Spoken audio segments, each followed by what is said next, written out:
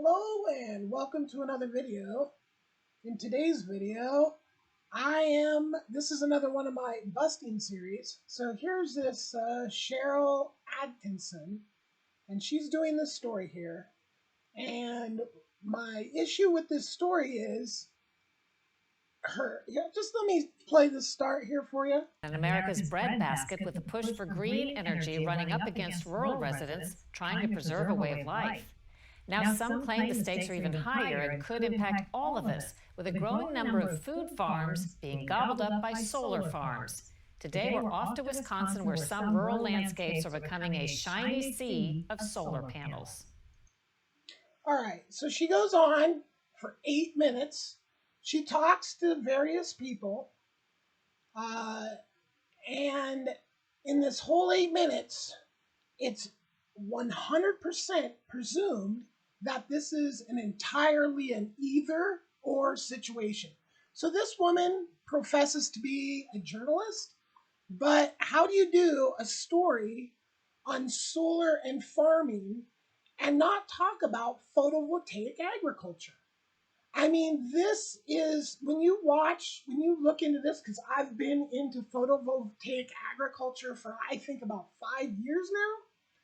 When you look into this, you actually get higher productive crops out of certain crops. In other words, when you plant potatoes under solar panels, you get more than 120% of the potatoes you get when you just grow them under the land.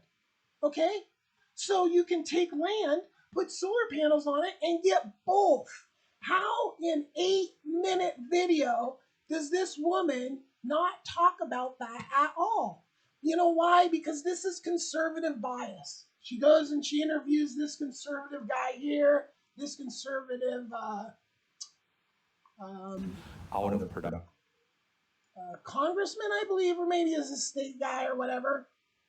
You know, he's just, this is a typical conservative panic. Oh, the green energy, it's coming to get us. We aren't going to have our food anymore.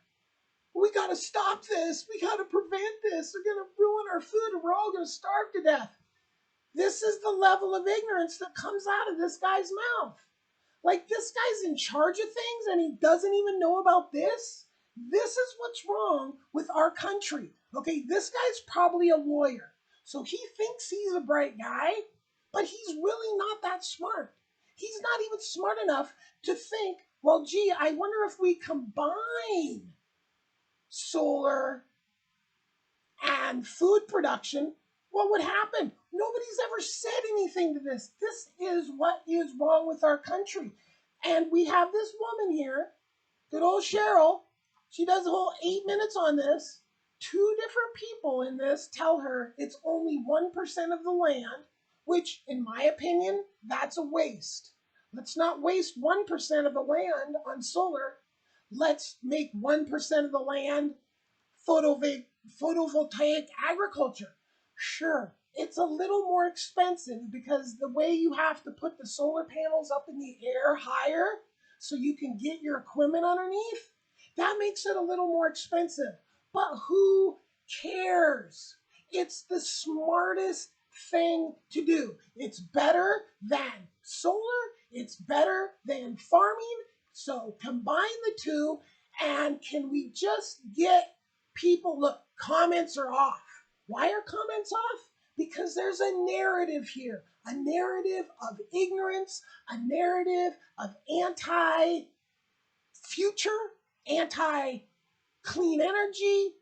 Like, I watched this woman do a report on solar panels on houses, and this guy says, oh yeah, they just don't work.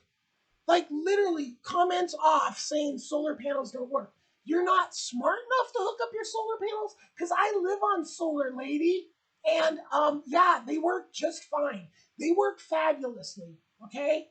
So this is why we have a shithole world, is because we have narratives. Because we have people, we have oil companies that have been just trashing the country, that have known since the 1950s that global warming is real, okay? And then when it got out in the 80s, And then they fought it to the 90s, and they basically won because we didn't do anything until now.